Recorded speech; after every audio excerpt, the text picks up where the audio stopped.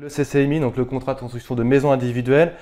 Donc les avantages, on a vu la protection du maître d'ouvrage et la dédommage ouvrage. Comment ça se passe au niveau de l'acompte, le délai de rétractation? Alors, le délai de rétractation, c'est quelque chose qui est obligatoire aujourd'hui, on va dire de manière générale. En l'occurrence, nous, il est de 10 jours, le délai de rétractation. Donc, à compter de l'envoi en recommandé du contrat, le client a 10 jours pour se rétracter. Pour ce qui est de l'acompte, c'est quelque chose qui effectivement est autorisé par les textes. Légalement, on peut demander au client un acompte à la signature du contrat ou même en deuxième cas à l'ouverture du chantier. C'est une possibilité, mais qui est contractuelle en partie, puisque c'est quelque chose que le constructeur n'est pas obligé d'appliquer. Par exemple, nous, chez Comeca, on n'applique pas l'acompte, donc c'est un montant de 5% du prix. Pour compléter, dès lors qu'il y a un acompte qui est versé par le client, un constructeur qui pratiquerait ces 5%, le constructeur a l'obligation de fournir du coup une attestation de garantie de remboursement. Si jamais, quoi que ce soit, défaillance du constructeur, il aura bien l'assurance de récupérer son acompte. D'accord. Donc un CCMI, c'est aussi des conditions, je crois, par rapport au terrain, le financement, choses comme ça. Effectivement, le client doit quand même arriver chez le constructeur avec déjà un ensemble de conditions, le terrain notamment, puisque pour faire construire, il faut un terrain.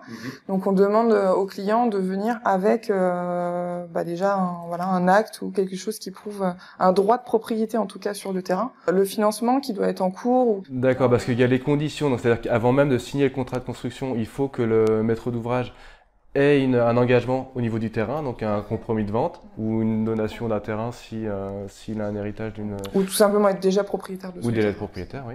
Et au niveau du financement, il doit avoir un accord de principe ou c'est quelque chose comme ça ou c'est... Pas spécialement, parce que le contrat est soumis à la condition suspensive d'obtention de prêt. C'est toujours mieux dans la démarche d'aller voir sa banque avant de venir voir un constructeur pour avoir au moins la quasi-certitude que le projet est viable financièrement. Mais en tout cas, il n'y a pas d'obligation à la signature du contrat d'avoir une attestation comme quoi le financement il est verrouillé. Ça peut venir que dans un second temps. C'est les conditions, donc effectivement, dans les clauses suspensives. Alors, on va rajouter une clause suspensive. Enfin, on va rajouter.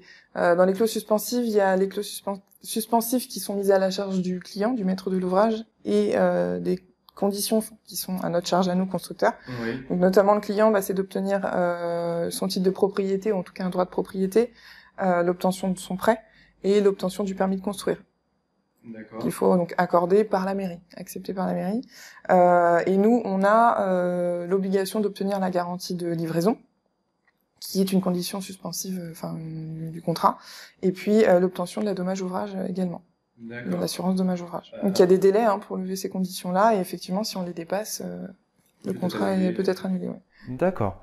Également, donc les deux points forts en fait du CCMI, on va avoir l'engagement du prix et des délais. Qu'est-ce que tu peux dire là-dessus? Effectivement, les textes nous demandent aussi d'inclure dans le contrat de construction de maison individuelle le prix convenu, donc un prix forfaitaire définitif, et des délais de construction aussi, qui vont être là pour cadrer le contrat, et puis rassurer bien évidemment le client sur le fait qu'on a des délais pour réaliser nos obligations vis-à-vis du contrat.